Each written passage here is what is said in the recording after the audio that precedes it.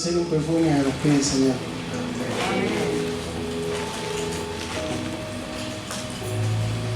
Había una mujer que tenía un perfume muy costoso de nardo puro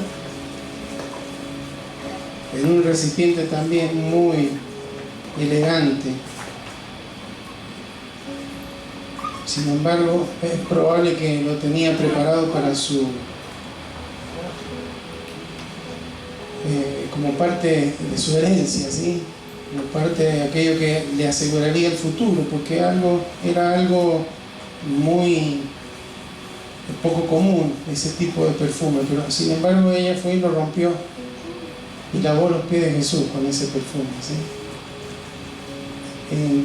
Entonces eso habla de una actitud de adoración, de un corazón que se rinde, que se derrama, y por ahí hay que romper cuestiones en nuestra vida, ¿sí? Estructurales, estructuras, de pensamiento, de orgullo, de situaciones,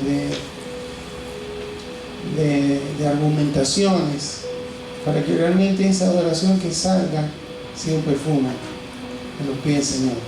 Amén. Así que Dios nos bendiga y nos permita ser ese tipo de adoradores.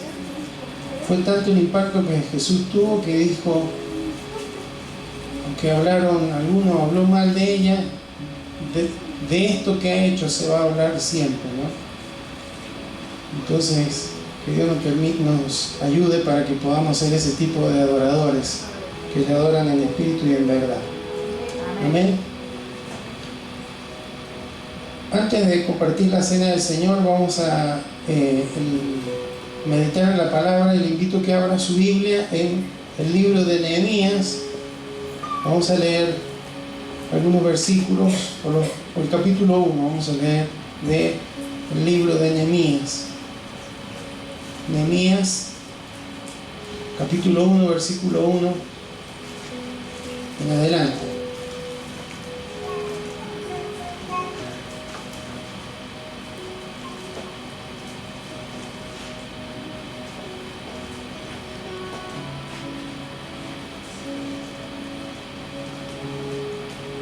¿Lo encontró? Amén.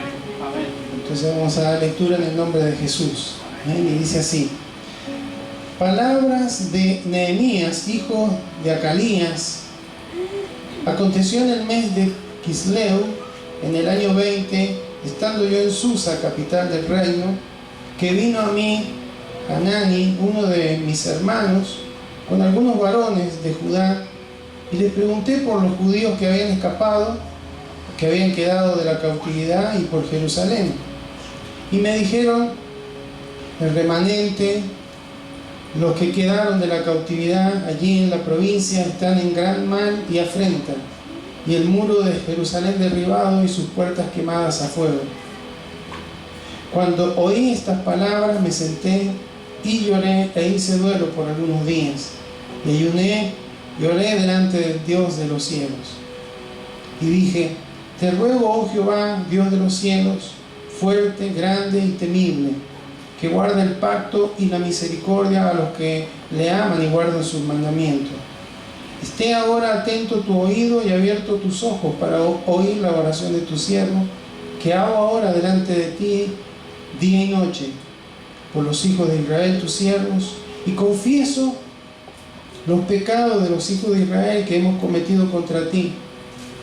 Sí, yo y la casa de mi padre hemos pecado.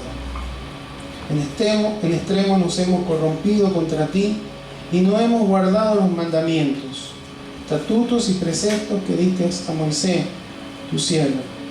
Acuérdate ahora de la palabra que diste a Moisés, tu siervo, diciendo: si vosotros pecareis, yo os dispersaré por los pueblos. Pero si os volviereis a mí y guardareis mis mandamientos y los pusiereis por obra, aunque vuestra dispersión fuere hasta el extremo de los cielos, de allí os recogeré y os traeré al lugar que escogí para hacer habitar allí mi nombre. Ellos pues son tus siervos y tu pueblo, los cuales redimiste con tu gran poder y con tu mano poderosa.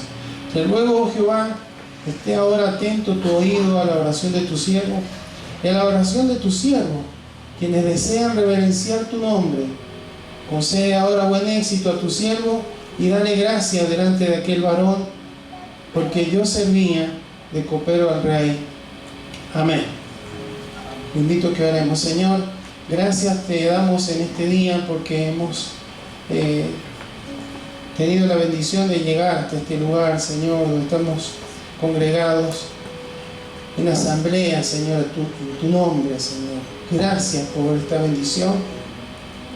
Gracias por cada familia que ha podido llegar, por cada hermano, por cada hermana, por los niños, por los adolescentes, por los jóvenes. Gracias, Señor, porque tú nos has convocado y nos has dado la fortaleza, Señor, para que podamos vencer y dejar todo que hacer, toda distracción para poder estar reunidos en tu nombre en este que es tu día. Gracias, Señor, porque además hemos de celebrar la cena del Señor, aquel acontecimiento tan importante previo a la crucifixión y que dio inicio a algo que hasta el día de hoy seguimos en obediencia practicando, y que es recordar y anunciar la muerte de Jesús hasta que Él venga. Gracias, Señor. Gracias porque además de todo lo que hemos vivido hasta este momento, Señor, a través de los cánticos, Señor, que nos ayudan a enfocarnos en ti, vamos a escuchar tu voz, Señor, a través de tu palabra. Te rogamos que estés, Señor, marcando nuestros corazones a través de ella. Que esta sea una palabra que en verdad produzca ese efecto que tú quieres, Señor, al enviarla. No es la habilidad, la capacidad, la formación, la preparación del hombre lo que lo puede hacer, es solamente tu Espíritu Santo, Señor, obrando a través de tu palabra, que son espíritu y son vida, Señor. En esta hora oramos, Señor, para que sea tu voz hablando en nuestros corazones, sea tu Espíritu Santo, Señor, marcando cada detalle, Señor, a tener presente en todo lo que nos vas a hablar, y que además, Señor, tú puedas, como siempre, dirigir mis pensamientos, Señor, para que pueda hablar aquello que está en tu corazón. Oramos por los niños que van a recibir el mensaje, Señor, la palabra, que tú también sobre cada una de sus vidas te manifiestes, Señor, a través de la palabra, que sea un tiempo de armonía, y que toda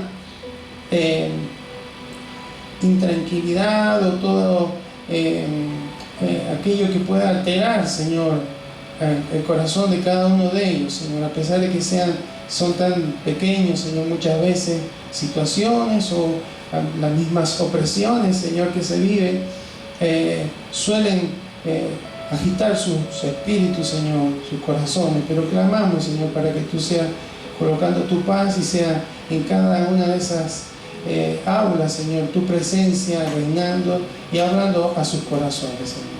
Gracias, porque tú siempre nos escuchas. Te bendecimos en el nombre de Jesús. Amén y amén.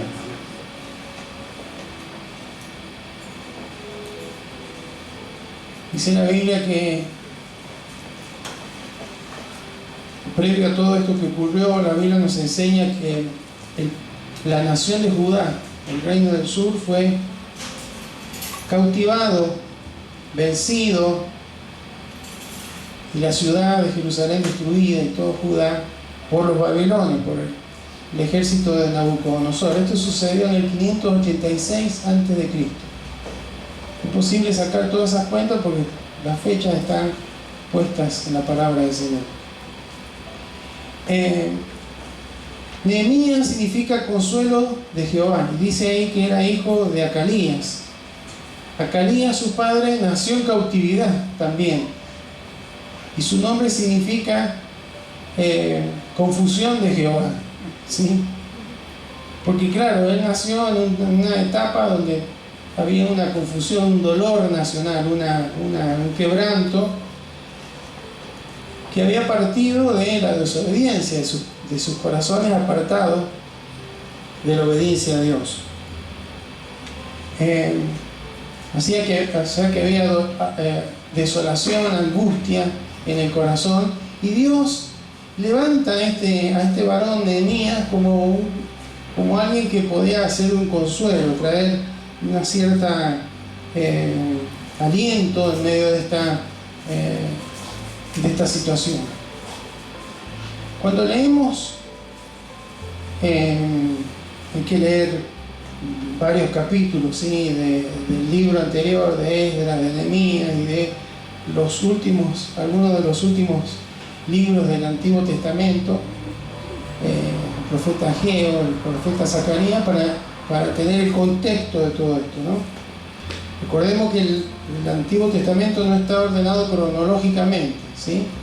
Entonces, por ahí lo que Nehemías y Esdras vivieron tiene que ver con lo que Ageo y Zacarías vivieron, pero están al final, ¿sí? Entonces, por eso hay que tener en cuenta los tiempos.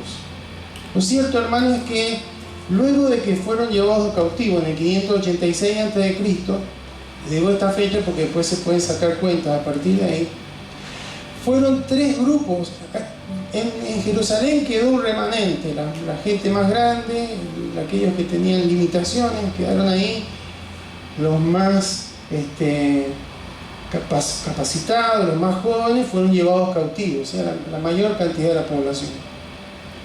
Pero después volvieron tres grupos en diferentes momentos de la historia. Yo lo quiero repasar porque tiene que ver con lo que Dios nos va a hablar en esta tarde.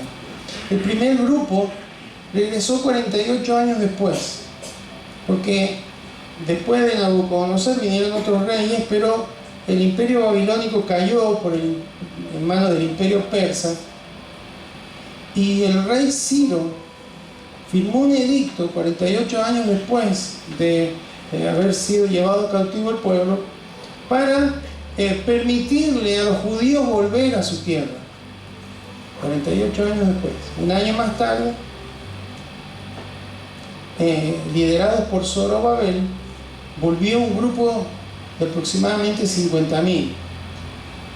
Habían, yo creo que millones, ¿sí? Porque recordemos que de Egipto salieron más de 2 millones de personas, y a esta altura ya eran más. Fueron llevados cautivos, si bien el reino del norte estaba dividido, bueno, pero había cientos de personas, desparramados en toda lo que era Mesopotamia en esa época. Sin embargo, solamente 50.000 regresaron. Y regresaron para reconstruir el templo. Si usted lee ahí el libro de Esdras, va a encontrar esto, que él relata esta situación. Y empiezan, reconstruyen el altar, ponen los cimientos del templo. Ya iba a ser el segundo templo, pero ahí quedaron, no hubo oposición de sus enemigos y demás, pero quedó paralizada la obra. Por eso, años más tarde, Dios tuvo que enviar al profeta Ageo y al profeta Zacarías para alentarlo. ¿Sí? Hay una palabra ahí que le dice: ustedes están muy cómodos en sus casas, pero la casa, mi casa está desierta, está abandonada. Entonces ahí empezaron a edificar el templo. Y 71 años después de que fueron llevados cautivos, ese templo el segundo templo fue terminado. ¿Está bien? ¿Van siguiendo? ¿Está bien? Ese fue el primer grupo. El segundo grupo va 128 años después de que fueron llevados cautivos. ¿Sí? Pasaron muchos años.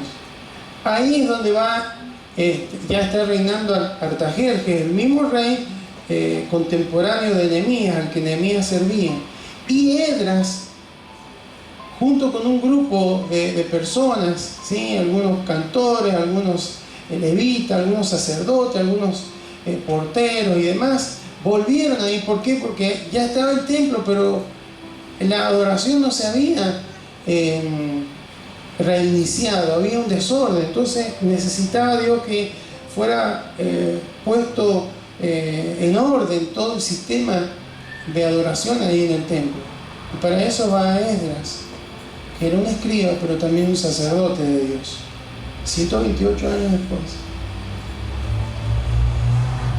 Y el tercer grupo que regresa a Jerusalén es el que va con Nehemías.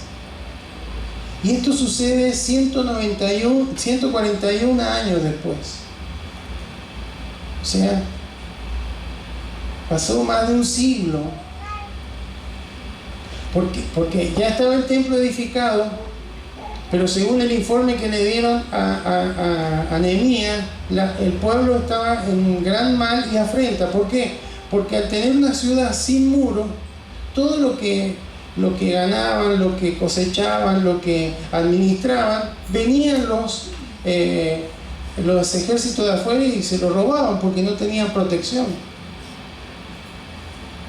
Entonces ahora Nehemías vuelve con la misión de edificar los muros de Jerusalén.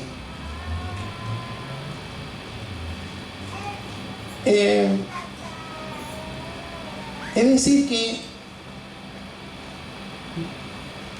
los que quedaron sin haber sido llevados cautivos tuvieron 141 años entre medio de escombros y de puertas quemadas.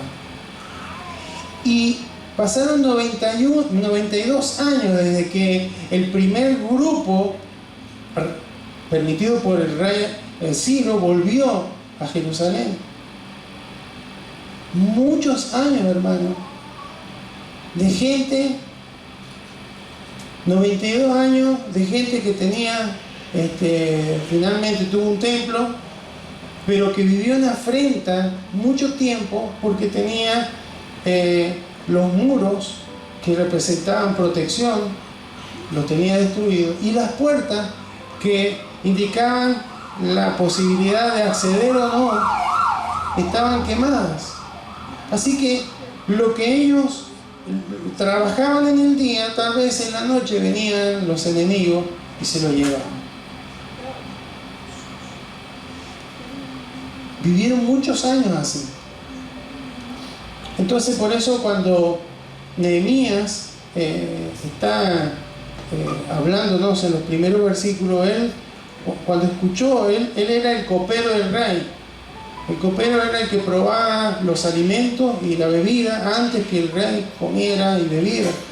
Era la mano derecha, la persona de confianza del rey.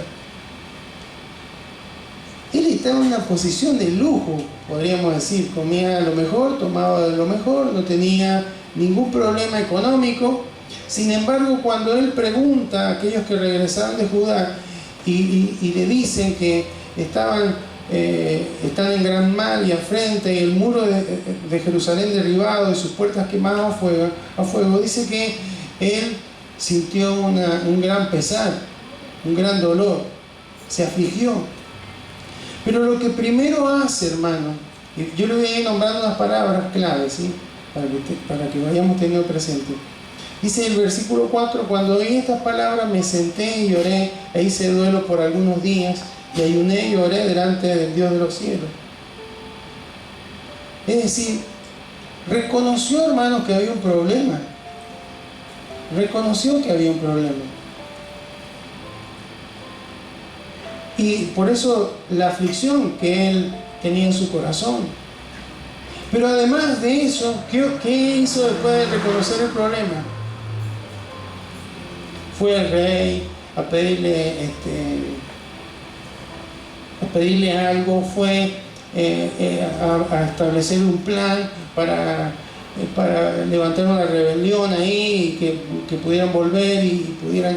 No hizo ningún plan. Lo primero que él hace es reconocer. Lo segundo es orar, buscar a Dios en oración. Él quebró su corazón. Y a partir del versículo 5 hasta el versículo 7, hace algo que es muy interesante, porque reconoció que él era parte del problema.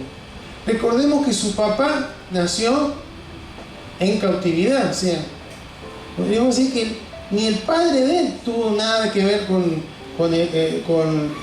la situación del por qué ellos fueron llevados cautivos a Babilonia. Y él menos, no tenía nada que ver. Él estaba en una situación buena. Podría haberse desentendido, podría haber dicho: yo no tengo la culpa, estos fueron mis antepasados. Pero el versículo 6, al final dice, sí, yo y la casa de mi padre hemos pecado. O sea, lo tercero que hace Nehemías es humillarse ante Dios.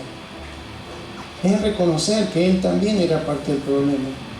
Que nació en otra época, que sufrió las consecuencias de las malas decisiones de sus antecesores, pero que tenía esa misma línea.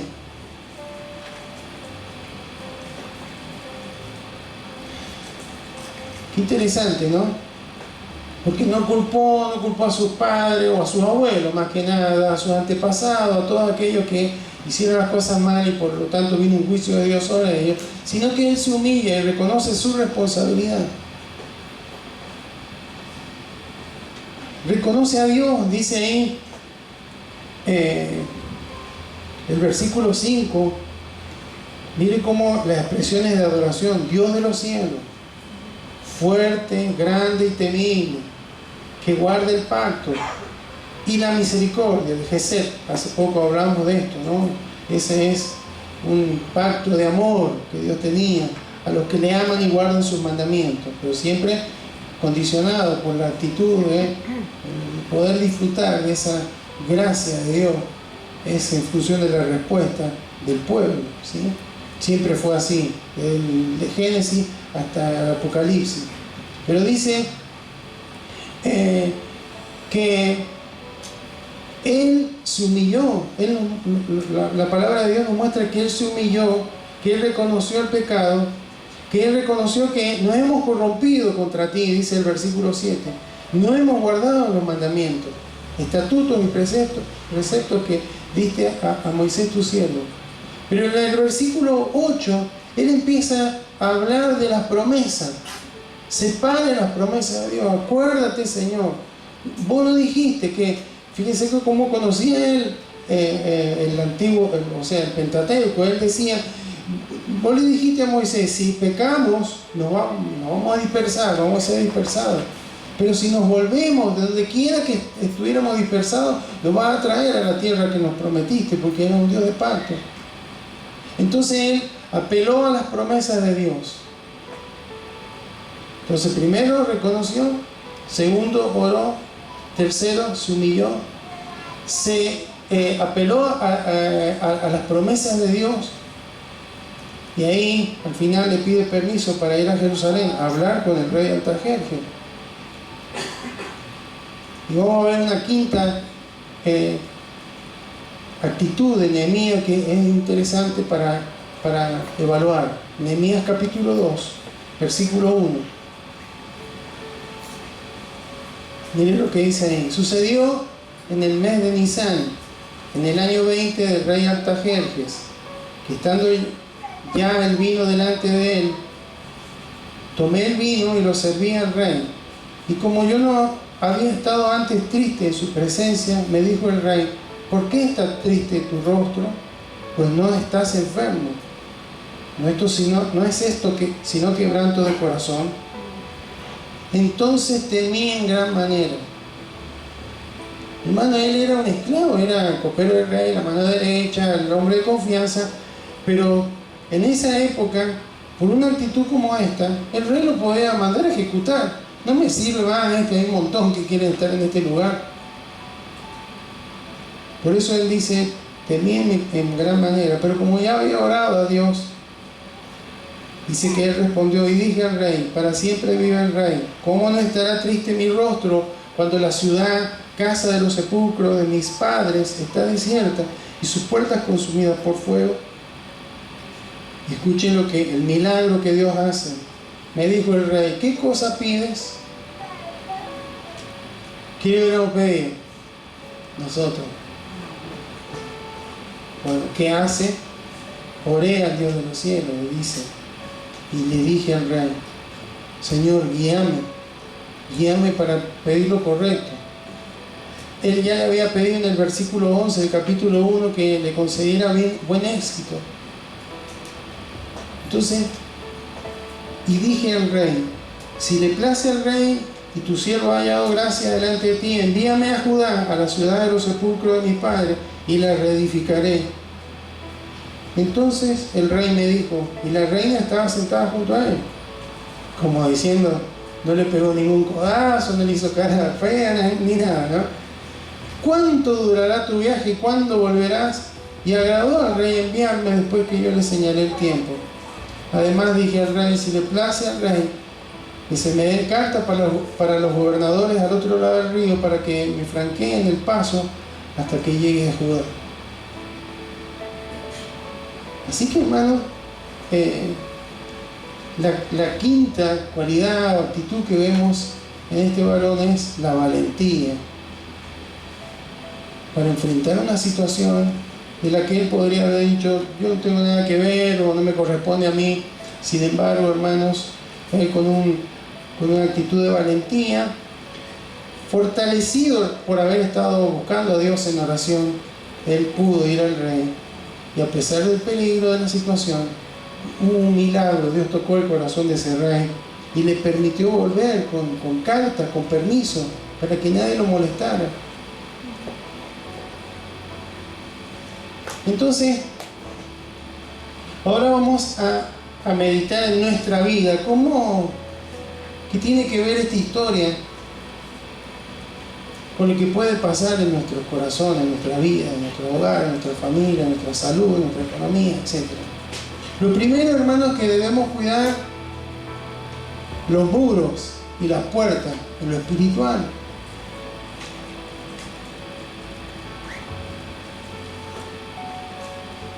Por supuesto, hermano, que estamos hablando, en el Nuevo Testamento tenemos una armadura que Dios nos ha dado y nos cubre, ¿sí? No la vamos a ir viendo una por una, pero tenemos el yelmo de la salvación, la coraza de justicia, el cinto de la verdad, ¿qué más? La espada del Espíritu, el escudo de la fe, las sandalias del Evangelio, de la paz. ¿Tenemos protección o no tenemos protección? Pero ¿qué pasa si esa protección no la usamos o está en malas condiciones?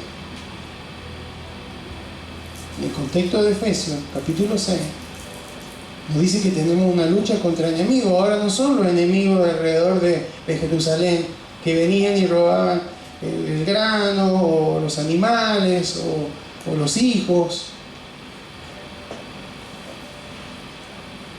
Ahora tenemos enemigos que roban otras cuestiones, lo espiritual, nos roban bendiciones, nos roban salud, nos roban paz, etcétera, etcétera. Y las puertas espirituales, hermano, el acceso en nuestro corazón, en nuestra alma, es en nuestra mente, los pensamientos. Y hay veces, hermano, que tanto lo que nos protege como el filtro que Dios nos ha dado, Filipenses 4:8, hay uno, que no están en buenas condiciones. Entonces estamos expuestos al saqueo, hermano, por parte de las tinieblas, que no descansan, que no tienen problemas, que no le debemos tener temor, pero tampoco le debemos subestimar. Entonces hay muros espirituales que están a veces arruinados, rotos. No hay firmeza espiritual, porque no se abandona la oración, porque no hay meditación en la palabra del Señor. Porque usa la espada del Espíritu. Si no la conozco, no la tengo, no la llevo. Pero si la tengo en el bolsillo, la tengo en el celular, no, hay que tenerla en el corazón. Si no tengo comunicación con el comandante, porque la oración, el vínculo perfecto, hermanos, no tenemos la capacidad de mantenernos firmes. Si no hay convicciones, seremos vulnerables a las tentaciones, a las confusiones y a todas estas cuestiones que pueden venir sobre nuestras vidas. Tenemos un enemigo que está buscando siempre hacernos daño, hacernos perder bendiciones, hacernos caer, hacernos retroceder, paralizarnos y limitarnos para que no hagamos y cumplamos el propósito de Dios. Hay muros emocionales que pueden estar rotos. Nos habló hace un tiempo de esto, ¿sí? Heridas, cuestiones del pasado, por rechazo, por abuso, por traición, por pérdida, que generan estrés, agotamiento. Entonces eso genera a veces, ¿cuál es el efecto? Hipersensibilidad. ¿Hay alguien que está hipersensible? Autodefensa constante. Hay personas que no se les puede decir nada porque siempre se están defendiendo. No. Parece que todo fuera un ataque.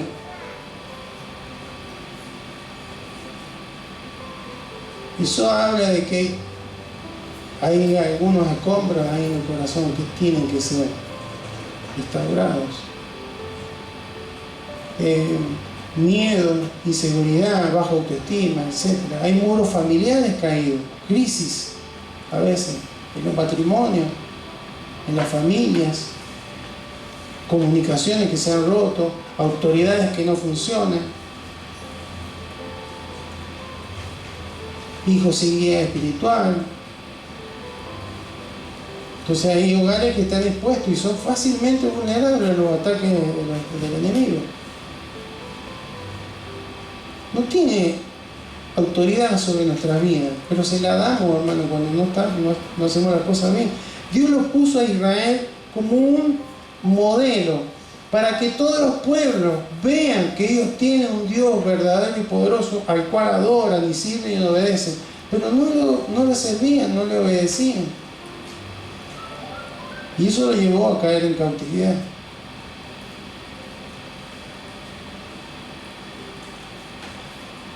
Muros de integridad derribados, cuando perdemos valores, cuando perdemos, no cumplimos nuestros compromisos, cuando las, no sé, pequeñas mentiras se vuelven normal. Bueno, sí, tampoco es.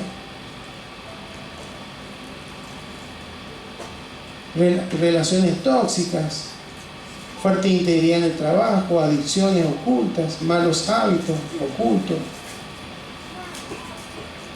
Entonces son todas esas fisuras por donde el enemigo tiene autorización legal para obrar en contra de nuestra vida. Y por supuesto las puertas como quemadas, como en el Antiguo Testamento, como leímos ahora, áreas por donde entró lo que no debía entrar. Hay fuentes de pensamientos hoy, hermanos, que son terribles. Filosofías que van y vienen, se reacomodan,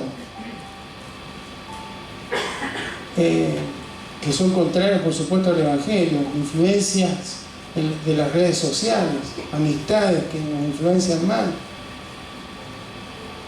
amistades que en lugar de acercarme a Dios me apartan de Dios, amistades que en lugar de alentarme a tener comunión con el cuerpo me alejan del cuerpo. Entonces son puertas abiertas.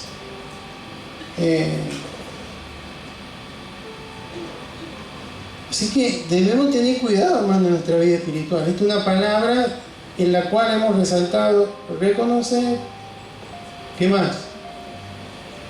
Orar, humillarse, basarse en las promesas de Dios y tener valentía. Y vamos a ver cómo lo seguimos aplicando. Algo interesante está en Nehemías 7:1. Vamos a leer estos últimos versículos. Nehemías 7:1 y 7:3. Porque Nehemías, a pesar de toda la oposición y de todos los problemas que tuvo, logró edificar. Dice ahí el versículo 1: luego que el muro fue edificado y colocadas las puertas, y fueron señalados porteros y cantores y levitas. Había gente cuidando ahí. Versículo 3: y les dije, no se abran las puertas de Jerusalén hasta que caliente el sol. O sea, de noche está todo cerrado, no había lugar para la oscuridad. En la oscuridad nadie entraba, ni salía, por supuesto. Y señalé guardas de los moradores de Jerusalén, cada cual en su turno, y cada uno delante de su casa. Entonces, hermano, esto también debemos aplicarlo al día de hoy. Jesús dice hay que velar y orar, ¿sí? El apóstol Pedro dice ser sobrios y velados.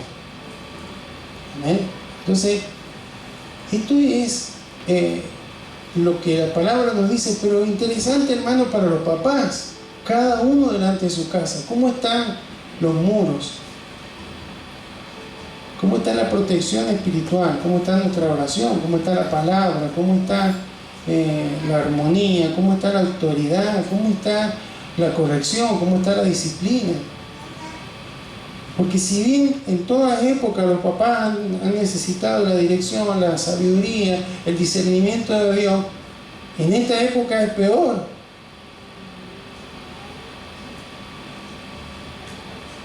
Porque hay un montón de formas en las que las tinieblas pueden acceder. Entonces hay que tener cuidado. Porque a veces, esto para los papás, tienen que tener discernimiento, hay que pedirle a Dios discernimiento. Y a veces que no, los chicos son re buenos, todos los hijos son re buenos. Son re buenos cuando están con los padres. ¿Sí? Cuando están con los padres tienen un comportamiento, tienen una forma. Cuando no están con los padres, a veces los comportamientos no son iguales. Y hay veces que hay maestros o líderes o vecinos, che, el chico o la chica, fíjense, y en lugar de pedir, de ponerlo en oración, levantar vallado, empezar a revisar a ver si no es así, que siempre el lugar de confrontar, de ver, es preferible un dolor de cabeza temprano que después un dolor de cabeza para muchos años, ¿no? Preferible disciplinar, es preferible hacer las cosas, mantener la cobertura en lo espiritual a tiempo. Entonces, papá, es importante. Cuando están con ustedes, sus hijos se van a portar siempre bien. Van a responderles bien y a todas las personas le van, pero cuando ustedes no estén con ellos, no siempre es igual. Entonces, ¿qué vamos a hacer? Nos vamos a quedar con las fotos que tenemos en la casa, son buenísimas. No hay que pedirle discernimiento al Señor. ¿No será que tiene razón el profesor, la maestra? ¿No será que tiene razón el vecino? ¿No será que tiene razón la abuela? ¿No será que tiene razón el familiar?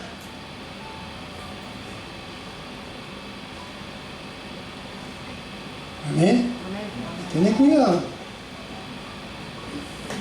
Entonces es probable que podamos, recién enumeramos algunas cuestiones que pudieran identificar como que están en ruina en nuestro corazón y que nos quitan protección, nos quitan la posibilidad de limitar acceso a cierto tipo de pensamiento. Entonces hay que reconstruir lo que tuvo que hacer Nehemías. Reconstrucción en hebreo es baná, la misma palabra que se utiliza para construir. La reconstrucción, ¿cómo empieza? Primero, ¿qué hizo Nehemías? Cuando reconocemos que algo está en ruina. Hubo gente que estuvo 92 años en ruina, hermano. Entonces, no puede ser que en un hogar haya malas actitudes, malas conversaciones, mala comunicación, o silencio, o enojo, que duren meses, años, como si fuera algo normal. Porque eso en lo natural, bueno, eso yo, ¿y qué? Si yo, que me hizo, que aquello, con todas las razones, pero las tinieblas no evalúan eso. Cuando ven una oportunidad de hacer daño, van a meterse ahí. Entonces lo primero que debemos hacer es reconocer, acá tengo un problema en el matrimonio, tengo un problema con los chicos, tengo un problema con mi servicio, tengo un problema con mi oración, tengo un problema con mis convicciones, tengo un problema. Reconocer, porque cuando empezamos a reconocer, hermano, ahí Dios empieza a obrar, el Espíritu Santo se empieza a meter.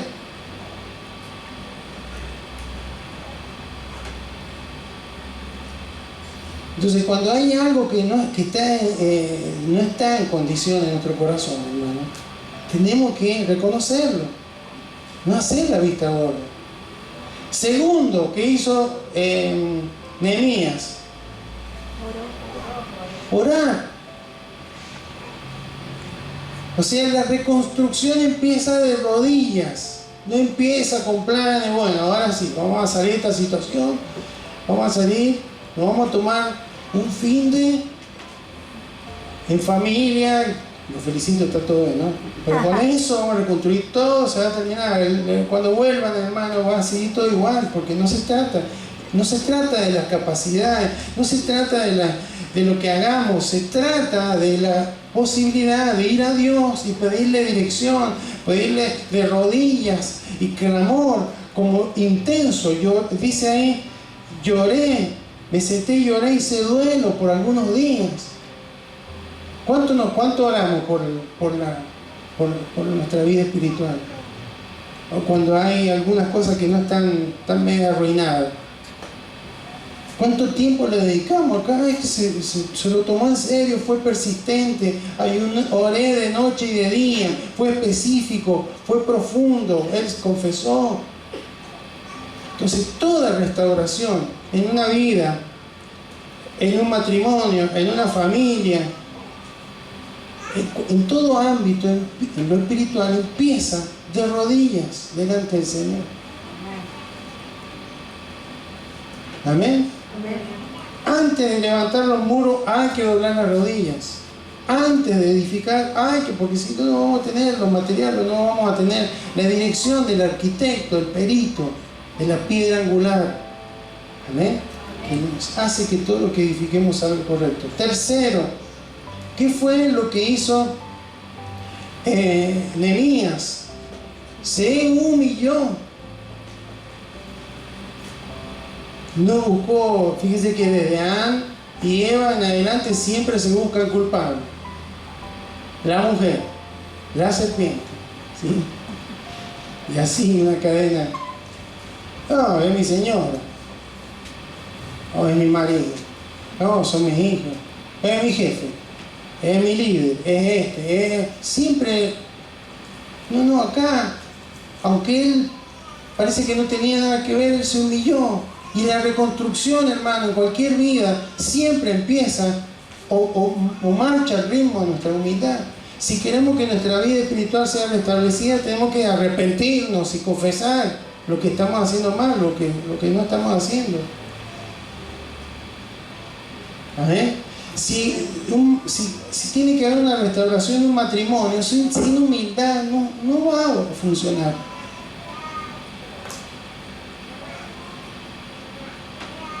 Amén.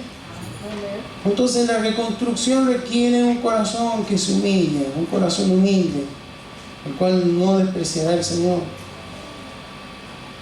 al cual no resistirá el Señor. ¿A quién resiste el Señor?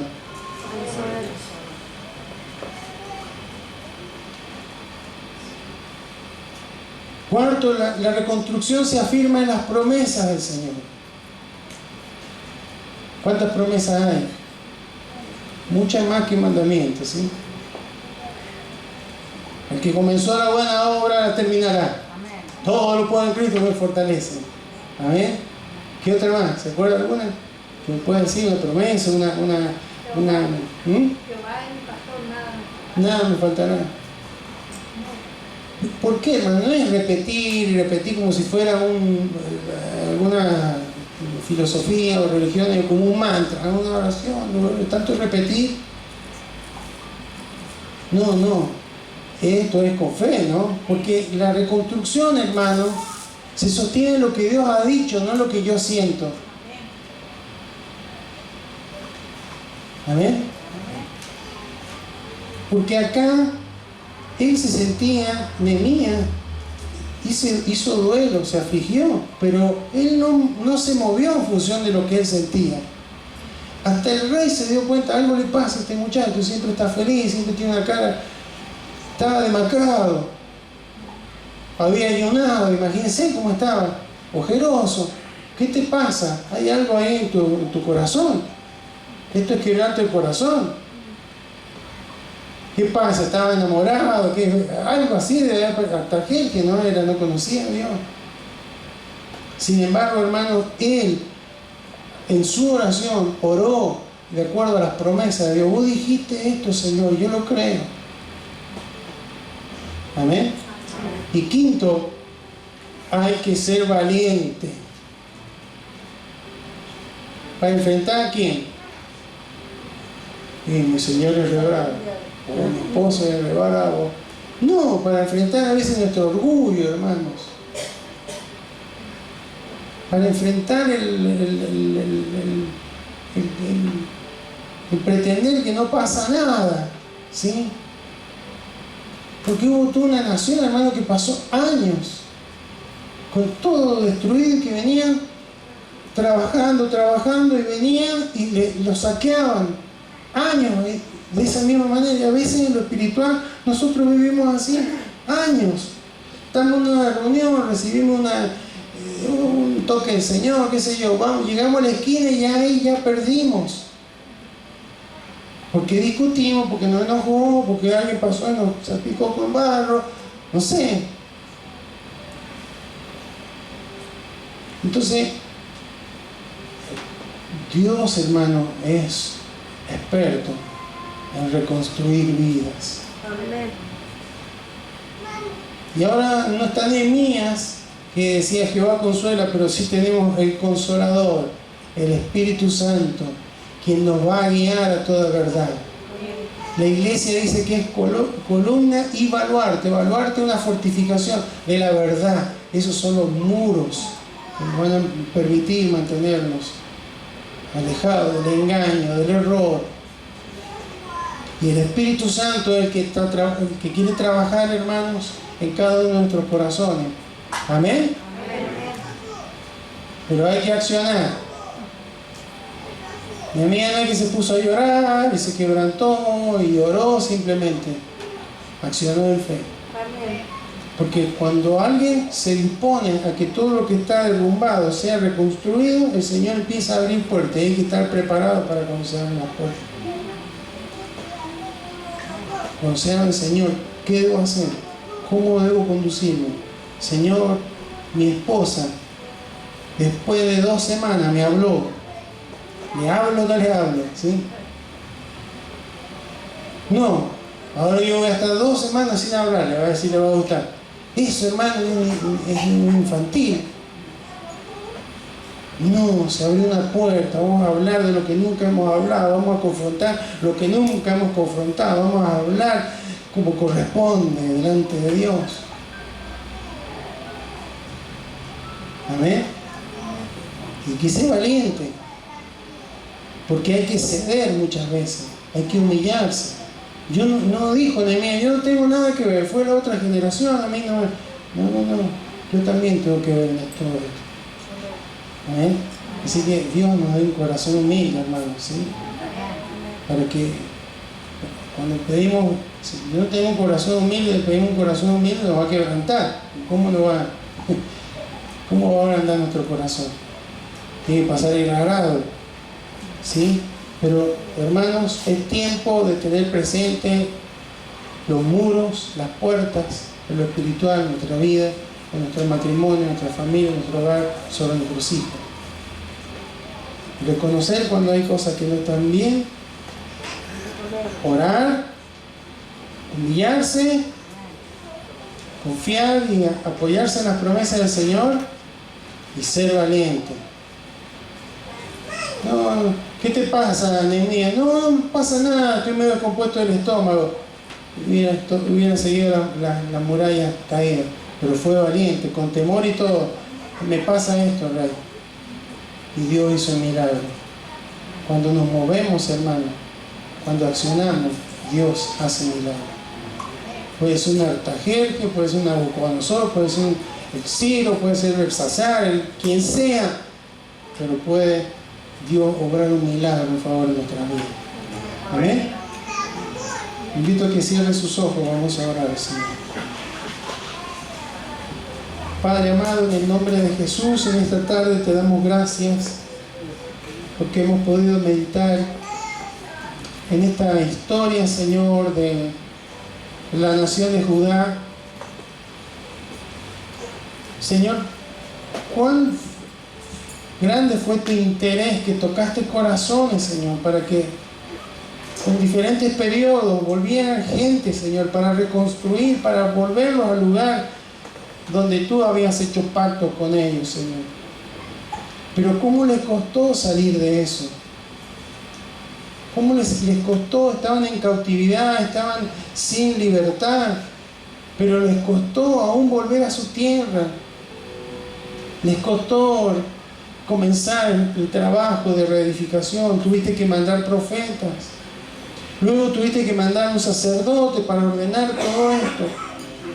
Y luego un constructor de murallas, Señor. Señor, no queremos ser negligentes y que pase el tiempo, Señor, y reconocer que hay escombros en nuestros corazones, en nuestras vidas, en nuestro matrimonio, en nuestra familia, en algún ámbito de nuestro corazón, Señor, o de nuestras vidas donde donde no están protegidos, donde estamos vulnerables, Señor. Cuando no hay muros, cuando no hay puertas, esto implica vulnerabilidad, implica que estamos expuestos al avance de las tinieblas. Y qué notable, Señor, porque Nehemías les dijo: a la noche va a estar todo cerrado, nadie entra, nadie sale. No había lugar para las tinieblas.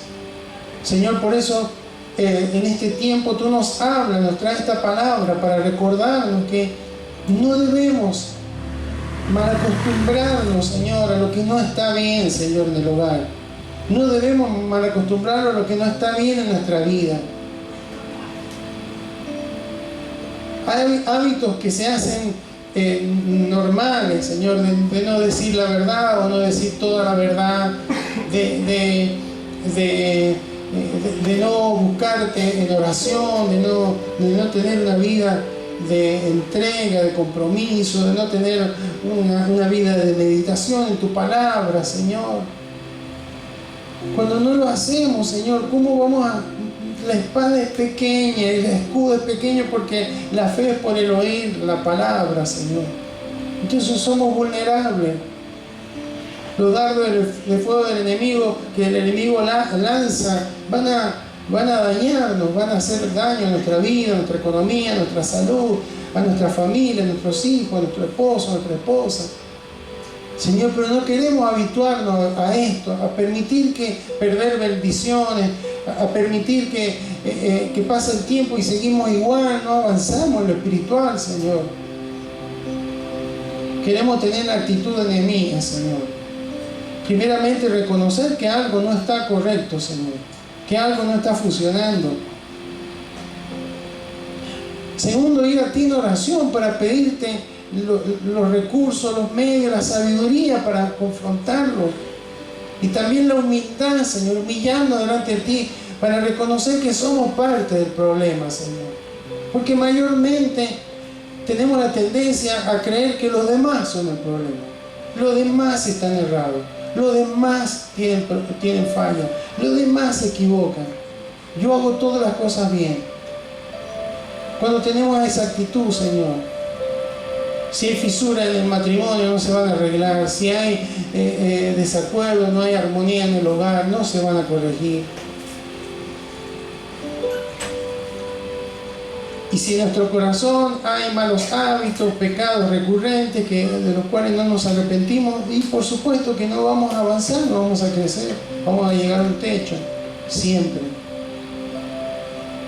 Pero Señor, gracias porque tenemos promesas maravillosas en la Escritura, Señor. Este varón no tenía tantas, pero se acordó la específica, Señor.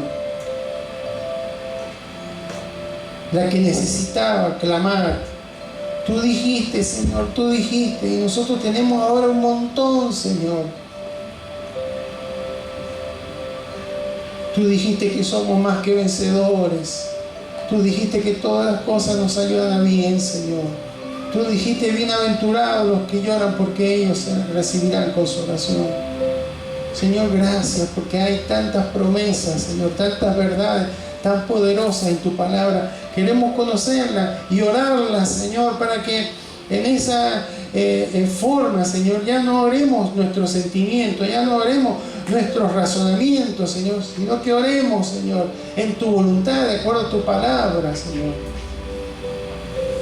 Y tenemos al Espíritu Santo que cuando no sabemos cómo hacerlo, Señor, vendrá y nos guiará para orar conforme a tu voluntad, Señor. ¿No es cierto, Señor, que a veces pasan días, pasan semanas, pasan meses, Señor? Ojalá que no pasen años, que no buscamos tu voluntad, Señor, que no oramos por hacer tu voluntad. Y eso nos expone a ser vulnerados, Señor. Tu palabra nos dice, separado de ti nada podemos hacer. No podemos llevar fruto, nos empezamos a secar. Por eso, Señor, en esta hora, en el nombre de Jesús, te rogamos, Señor, que tú nos ayudes. Y que en esta tarde tu palabra pueda comenzar a producir esa revolución en el corazón, Señor. Esa obra de tu Espíritu Santo, Señor, trayéndola, haciéndonos recordar y marcándonos qué áreas, Señor, en nuestras vidas están siendo vulnerables a caer en tentación, a caer en debilidad, a caer en desánimo, a caer en crítica, a caer en enojos, a caer, Señor, en orgullo o en baja autoestima. Señor, en el nombre de Jesús, Señor, si hay corazones que están abatidos, que están con ruinas, Señor, tú eres poderoso para restaurar, Señor, tú eres poderoso. Y cuando tú restauras, Señor, no es que con el concepto natural de volver algo a su estado original, tú vuelves algo a un estado mejor que el original. Señor, gracias, porque eso es lo que hiciste con nosotros. Lo hiciste nueva criatura. No es que mejoraste lo mal que estábamos, lo hiciste nueva criatura, Señor, nueva criatura.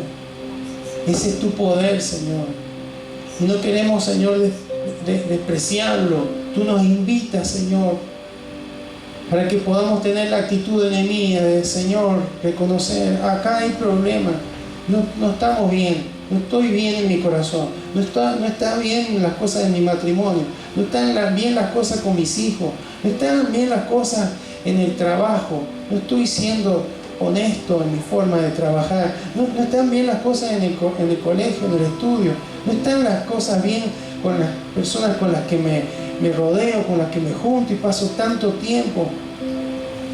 Señor, pero quiero corregir, quiero en oración buscarte a ti y reconocer que yo soy parte del problema, que no son los demás los culpables, que no es mi papá, no es mi mamá, no es la iglesia, no es mi compañero, no son mis amigos. Yo soy el problema, Señor, y quiero enfrentar, Señor, y necesito, Señor, apoyarme en tu palabra, Señor. Me humillo ante ti y te ruego que tú me puedas restaurar, Señor, me guíes, Señor, en este proceso. Y quiero tener la valentía para hacerlo, Señor. Es probable que a Nehemías le temblaban las manos cuando estaba realizando la tarea que cotidianamente hacía, pero había valentía, no dejó de ningún momento de creer, de confiar, porque previamente te había pedido éxito a ti, Señor.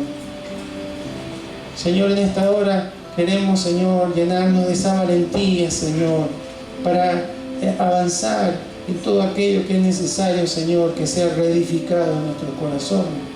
en los matrimonios, en nuestra vida espiritual, en nuestra vida emocional, en nuestra vida de integridad, en nuestra vida de servicio, Señor. En el nombre de Jesús, en el nombre de Jesús. Gracias, Señor. Qué bueno saber que tú estás interesado, Señor.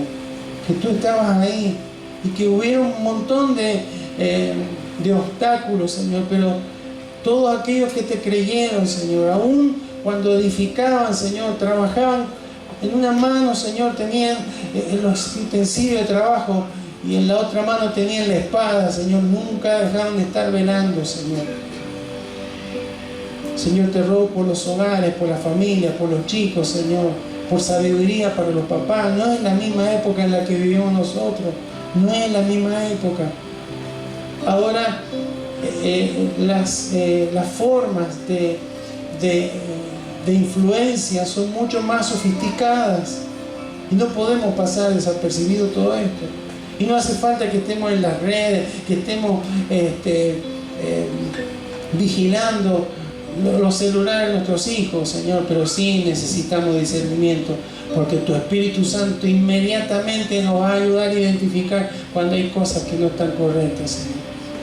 Cuando hay un hijo que no está diciendo la verdad, cuando hay un hijo que está justificando, cuando hay un hijo que está culpando a los demás, cuando hay un hijo que no está siendo sincero, cuando hay un hijo que no te está buscando de corazón, Señor. Sabiduría, Señor, para cada papá, para cada mamá en este tiempo, Señor. En el nombre de Jesús. Que todo orgullo, todo amor propio caiga, Señor. Que tu amor, el amor hacia ti sea superior, Señor. Eso nos permitirá reconocer cosas que a veces no queremos reconocer, Señor.